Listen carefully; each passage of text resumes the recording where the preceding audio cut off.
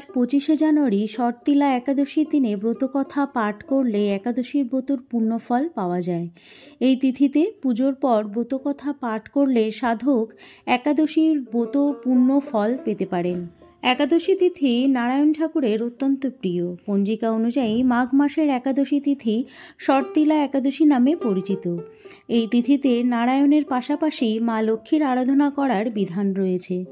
25শে জানুয়ারি মানে আজ শর্তিলা একাদশী পালিত হবে।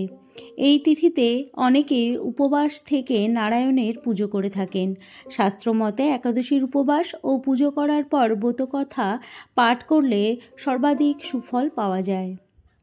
তো বন্ধুরা, আমি রিয়া, আমার চ্যানেলে তোমাদের সবাইকে অনেক স্বাগত।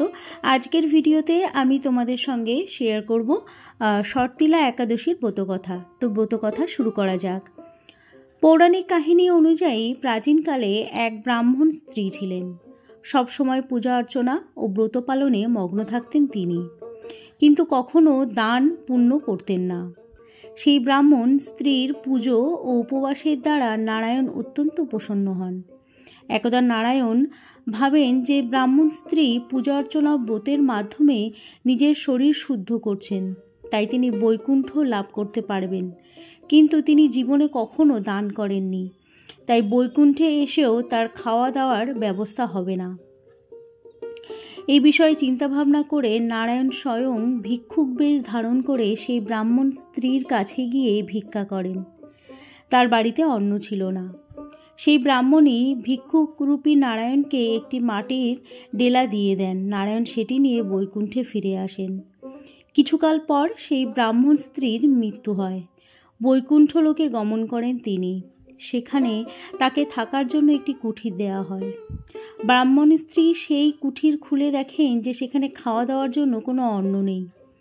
তারপর ব্রাহ্মণ স্ত্রী নারায়ণের দ্বারস্থ হন এবং বলেন যে সারা জীবন পূজার্চনা করার পরও তাকে এমন কুঠির দেওয়া হয়েছে যেখানে অন্ন শস্যের বিন্দুমাত্র নেই। তখন নারায়ণ তাকে অন্ন দান করার মাহাত্ম্য বোঝান ও স্মরণ করান যে তিনি ভিক্ষুককে একটি মাটির ডেলা দিয়েছিলেন। তবে এই সমস্যা থেকে মুক্তির উপায় জানান স্বয়ং নারায়ণ। তিনি বলেন তার কুঠিরে দেবকন্যা তার সঙ্গে দেখা করতে আসবেন। তখন তার কাছ থেকে শর্তিলা একাদশীর ব্রত ও দানের মাহাত্ম্য শুনতে বলেন বিষ্ণু। পাশাপাশি নারায়ণ এও জানান যে এই একাদশীর ব্রত পালন করলে তার সমস্ত ভুলের ক্ষমা হবে ও মনস্কামনা পূর্ণ হবে। ভগবান বিষ্ণুর কথা মতোই দেবকন্যা সেখানে এসে উপস্থিত হলে ব্রাহ্মণ স্ত্রীর দ্বার খোলেন এবং শর্তিলা একাদশীর মাহাত্ম্য শোনান। নিয়ম মেনে এই ব্রত পালনের সঙ্গে সঙ্গে তিনি তিলও দান করেন। এরপর তার কুঠির অন্নে ভরে যায়।